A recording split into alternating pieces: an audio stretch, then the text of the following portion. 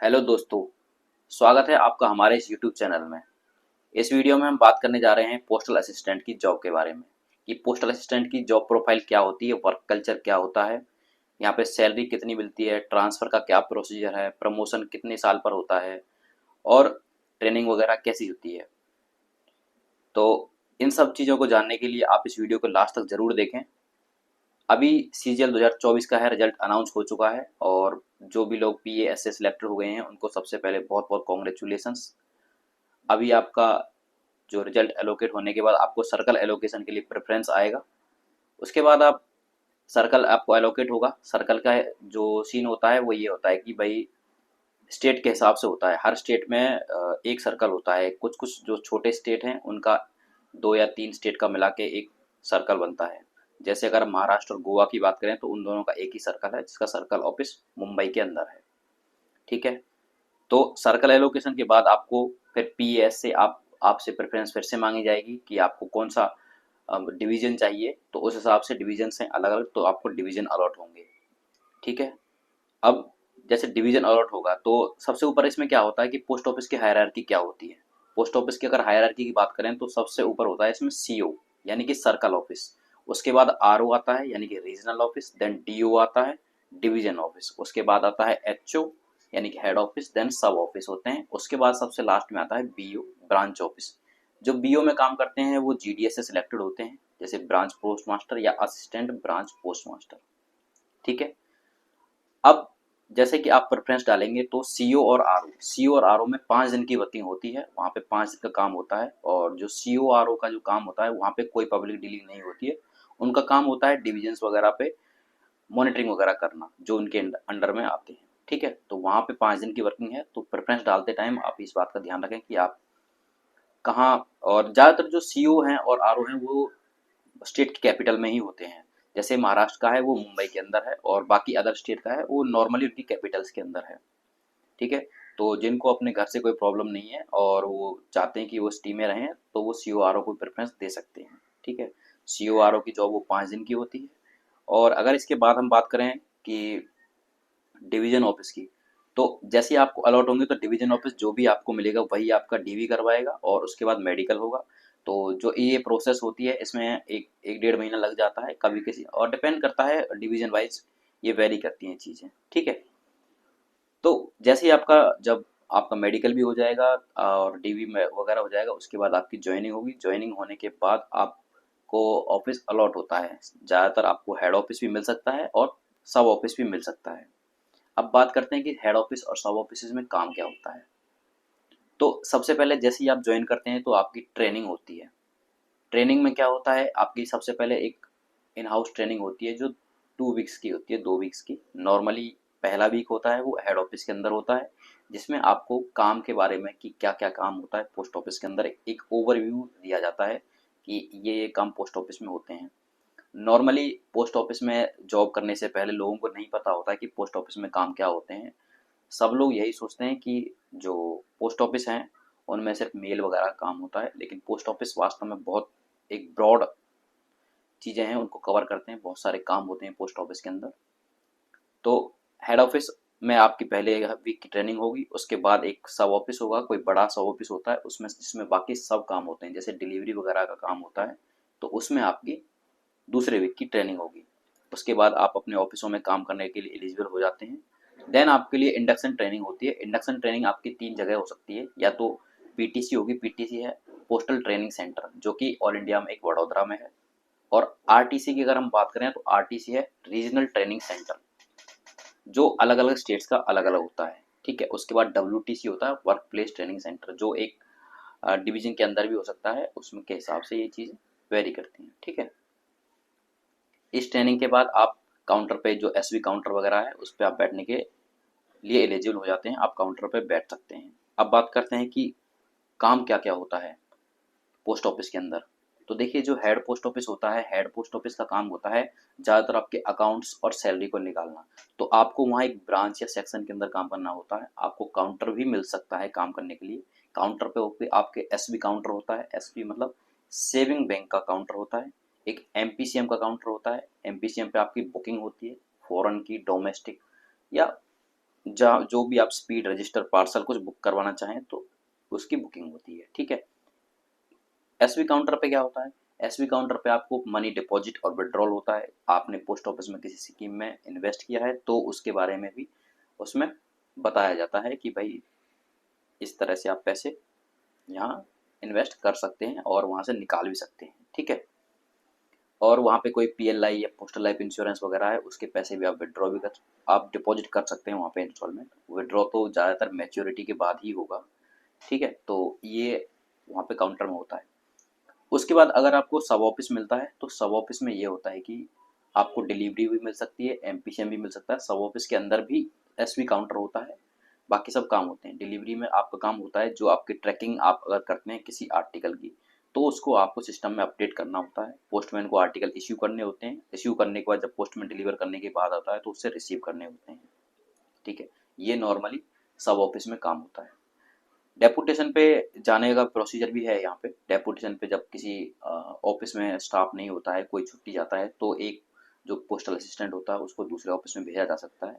Normally ये HO से किया जाता है, लेकिन अगर एचओ में भी स्टाफ की कमी पड़ रही है तो किसी सब ऑफिस से दूसरी जगह ट्रांसफर कर देते हैं डेपुटेशन पे। आप डेपुटेशन पे डिवीजन ऑफिस में भी काम कर सकते हैं। डिवीजन ऑफिस में भी 5 डेज की वर्किंग होती है, लेकिन अगर आपको काम आता है तो आपको सैटरडे को जाना पड़ सकता है, और आप घर से करना चाहें तो आप घर से भी कर सकते हैं, तो आप डिवीजन ऑफिस में भी काम कर सकते हैं। ठीक है। अब जैसे कि क्या है, अब सबसे बड़ी बात आती है कि अगर आपको होम पोस्टिंग नहीं मिली है, आपको दूर मिला है आपके घर से, तो ट्रांसफ़र का क्या सीन है? तो ट्रांसफ़र के लिए क्या है, जैसे आपने आज ज्वाइन किया है, आज मान लीजिए आप कोई भी एक्स वाई जेड डेट है, आपने मान लीजिए 18 मई को ज्वाइन किया है, 18 मई 2025 को आपने ज्वाइन किया है, तो आप 18 मई 2026 को ट्रांसफ़र के लिए अप्लाई कर सकते हैं रूल 38 में। इसके लिए मैंने एक अलग से वीडियो बना दी है। किसी का कोई म्यूचुअल है, म्यूचुअल में आप किसी को कोई पर्सन जहाँ आप जाना चाहते हैं, अगर वहाँ से वो पर्सन आपकी जगह पर आना चाहता है तो आप म्यूचुअल भी ले सकते हैं ट्रांसफ़र। ठीक है। उसके अलावा कंपैशनेट बेस पे भी ट्रांसफ़र होता है, स्पाउस बेस पे भी होता है, और टर्मिनल इलनेस ट्रांसफ़र के लिए मैंने एक अलग से वीडियो बना दी है। आप उस वीडियो को रेफरेंस ले सकते हैं कि कैसे ट्रांसफ़र के लिए अप्लाई करते हैं, ये सब चीज़ें आप देख सकते हैं। ठीक है। अब बात करते हैं प्रमोशन की। तो प्रमोशन के 2 प्रोसीजर होते हैं। नॉर्मली एक प्रमोशन ये कि अगर आप एग्ज़ाम देना चाहते हैं तो आप 8 साल बाद आईपी यानी कि इंस्पेक्टर पोस्ट जो 4600 ग्रेड पे की जॉब है उसके लिए आप एलिजिबल हो जाते हैं। ठीक है। उसके बाद आप आगे के जो एग्ज़ाम्स हैं जैसे एएसपी या और भी जो पोस्ट हैं उसके लिए आप एग्ज़ाम दे सकते हैं। ठीक है। अगर दूसरा ये है कि आप एग्ज़ाम नहीं देना चाहते हैं, आप चाहते हैं कि बिना एग्जाम ही, तो 10 साल में आपको 2800 ग्रेड पे की जो एक पोस्ट है एलएसजी पीए यानी कि लोअर सिलेक्शन ग्रेड पीए, उसके लिए आपको प्रमोट कर दिया जाता है। एलएसजी के बाद एचएसजी आता है, higher selection grade, then HSG 1, इस तरह से आपकी पोस्ट आती है। ठीक है। तो ये सब हो गया है इसके बारे में भाई, ट्रांसफ़र हो गया है, प्रमोशन हो गया है। उसके बाद बात करते हैं सैलरी की। तो सभी के दिमाग में आता है कि सैलरी कैसी है। तो सीजीएल की जो बाकी पोस्टें हैं 2024 के थ्रू जो भी 2400 ग्रेड पे की पोस्ट पे लगा है, जितनी सैलरी उनकी है उतनी सैलरी है पोस्टल असिस्टेंट की। सैलरी के मामले में कुछ ऐसा नहीं है, सैलरी महीने के लास्ट वाले दिन सैलरी आपके अकाउंट में आ जाती है। ठीक है। बात करते हैं एक्स सिटी, वाई सिटी और जेड सिटी के हिसाब से सैलरी वेरी करती है, एचआरए के हिसाब से सैलरी बदलती है। अभी 53% डीए है, तो नॉर्मल जो सैलरी है आपकी, अगर हम एक्स सिटी की बात करें तो एक्स सिटी में जैसे आपके दिल्ली, मुंबई, चेन्नई, कोलकाता ये सब शहर आते हैं, तो इसमें जो आपकी सैलरी है वो इस टाइम 46 प्लस रहेगी इन हैंड।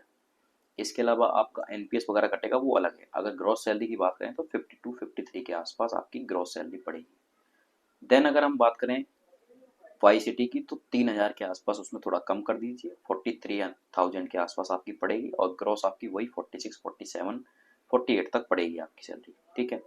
जेड सिटी की बात करें तो जेड सिटी में 40K प्लस यानी कि 40,000 के आसपास आपकी सैलरी, 40,000 से ऊपर ही पड़ेगी, इन हैंड सैलरी में बता रहा हूँ इसके बारे में। ठीक है। इतनी सैलरी आपकी होने वाली है। इसके अलावा आप सीजीएचएस के लिए आप अप्लाई करना चाहें तो उसके लिए 250 रुपये जो कटते हैं वो अलग से कटेंगे। ठीक है। एनपीएस वगैरह कटता है वो अलग मैंने बता दिया है, इसका एनपीएस भी कटता है इसमें से। और किसी आप यूनियन की मेंबरशिप वगैरह लेते हैं, किसी सोसाइटी का मेंबर बनते हैं, तब उसका थोड़ा चार्ज होता है जो भी, तो वो आपका अलग से डिडक्शन है। ठीक है। अब बात करते हैं कि टाइम मैनेजमेंट की, कि सीजीएल या फिर आप 2400 ग्रेड पे की अभी जॉब पर हैं, पोस्टल असिस्टेंट की जॉब पर हैं। ठीक है। यहाँ का वर्कलोड वगैरह कैसा है, कैसा कल्चर है। तो देखिए वर्कलोड क्या है, यहाँ बाकी जो पोस्ट हैं सीजीएल 2024 या सीजीएल की जो 2400 ग्रेड पे की पोस्ट है उसके मुकाबले यहाँ थोड़ा वर्कलोड है वो थोड़ा ज़्यादा है। ठीक है, पब्लिक डीलिंग का काम है। आप जहाँ जा रहे हैं तो आपको पब्लिक डीलिंग काउंटर पे आपको बैठना पड़ेगा, बुकिंग वगैरह करने के लिए लोगों से आपको डील करना पड़ेगा। ठीक है, और आपकी जॉब है जो नॉर्मली 8 घंटे की है। ठीक है, शिफ्ट वाइज काम होता है, शिफ्ट भी हैं कुछ में, और अगर डिलीवरी में है तो इवनिंग शिफ्ट भी होती है वहाँ पे, रिटर्न के लिए जो आर्टिकल्स आते हैं उसका रिटर्न लेने के लिए। ठीक है, तो थोड़ा वर्कलोड यहाँ पे काफ़ी, मतलब इतना नहीं कह सकते, वो डिपेंड करता है कि आपको कौन सा ऑफिस मिला है, आपको कौन सा एरिया मिला है। जैसे अगर आप मेट्रोपॉलिटन सिटी में है तो डेफिनेटली वहाँ पे वर्कलोड थोड़ा ज़्यादा होने वाला है। अगर आप रूरल वगैरह में है तो हो सकता है आपको वहाँ सिंगल हैंडल पोस्ट ऑफिस मिले, जहाँ आप एक एसपीएम होगा और दूसरे आप रहेंगे, तो आपको सारे काम संभालने पड़ेंगे। ठीक, तो इसके अलावा ये भी है कि अब बात करते हैं कि आपको आने वाले एग्जाम्स की तैयारी करने के लिए टाइम मिलता है कि नहीं मिलता है। तो देखिए ये सब चीज़ें आपके ऊपर डिपेंड करती हैं, आप किस तरह से अपना टाइम मैनेज करते हैं। काफ़ी लोग ऐसे रहे हैं जिन्होंने बहुत हेक्टिक उनका वर्क था, लेकिन फिर भी उन्होंने पढ़ाई के लिए टाइम निकाला और इसके बाद वो काफ़ी अच्छी पोस्ट पर सिलेक्ट भी हुए हैं। तो ये चीज़ आपके ऊपर डिपेंड करती है।